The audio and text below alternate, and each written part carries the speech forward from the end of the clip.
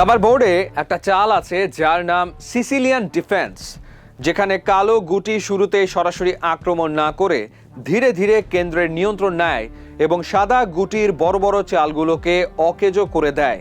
ঠিক এই খেলাটি এখন খেলছে ইরান। ৪৭ দিন ধরে চলা এক রক্তক্ষয়ী যুদ্ধের পর গত ১১ এপ্রিল যখন ইসলামাবাদে যুদ্ধবিরতির প্রস্তুতি চলছিল, ঠিক তখনই মার্কিন যুদ্ধজাহাজ প্রবেশ করে হরমুজ প্রণালীতে। প্রেসিডেন্ট ট্রাম্প ঘোষণা করলেন নেভাল ব্লকেড বা নৌ অবরোধ, কিন্তু বিশেষজ্ঞরা বলছেন ওয়াশিংটন এখানে দাবার চাল নয়, বরং কপি হাউস ট্রিক বা খেলো চালাকি দেখাচ্ছে। অন্যদিকে ইরান খেলছে নিখুঁত সিসিলিয়ান। কেন মার্কিন নৌ অবরোধের চালটি ব্যাকফায়ার করতে পারে? কেন ২৫০০ কোটি টাকার মিসাইল দিয়েও ইরানকে রোখা যাচ্ছে না? আজকের এক্সপ্লেইনারে আমরা এই ভূ রাজনৈতিক দাবার ছকটি ব্যবচ্ছেদ করব। ইসলামাবাদে যখন আলোচনা চলছে, ভাইস প্রেসিডেন্ট জেডি ভ্যান্স বেরিয়ে এসে বললেন ইরান শর্ত মানছে না। তার ঠিক ৯ ঘন্টা পর ট্রাম্প ঘোষণা করলেন হরমুজ প্রণালীতে নৌ অবরোধ। মজার ব্যাপার হলো, ট্রাম্প একই সাথে বলছেন যুদ্ধবিরতি ভালোই চলছে, আবার ঘোষণা দিচ্ছেন অবরোধের।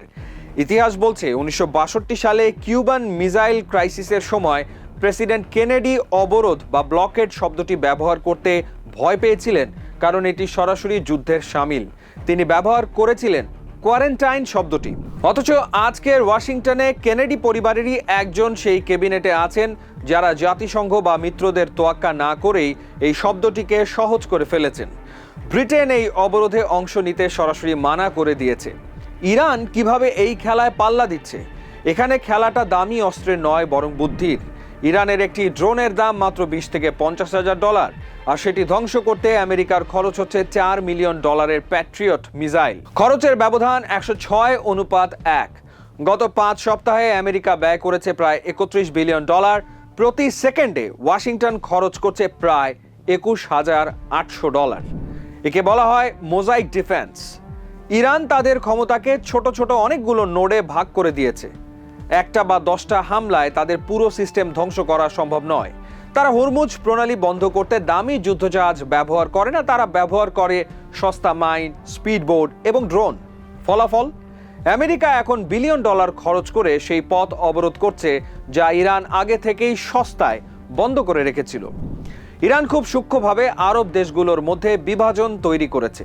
তারা সৌদি আরবের ইস্ট ওয়েস্ট পাইপলাইনে হামলা চালিয়ে রিয়াদের তেল উৎপাদন 60% কমিয়ে দিয়েছে, কিন্তু ওমানকে স্পর্শ করেনি।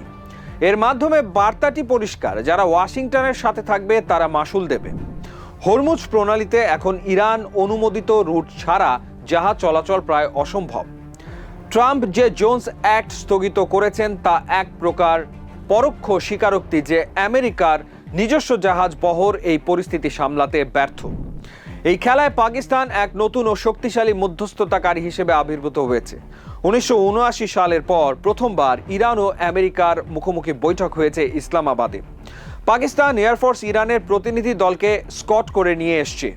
যদিও আলোচনা ভেস্তে গেছে বলে মনে হচ্ছে, কিন্তু পাকিস্তান এই যুদ্ধের ছায়ায় নিজেদের একটি বড় সিকিউরিটি গ্যারান্টার হিসেবে প্রতিষ্ঠিত করেছে। লিবিয়ার $৪ বিলিয়ন চুক্তি থেকে শুরু করে $১৩ বিলিয়ন ডিফেন্স এক্সপোর্ট।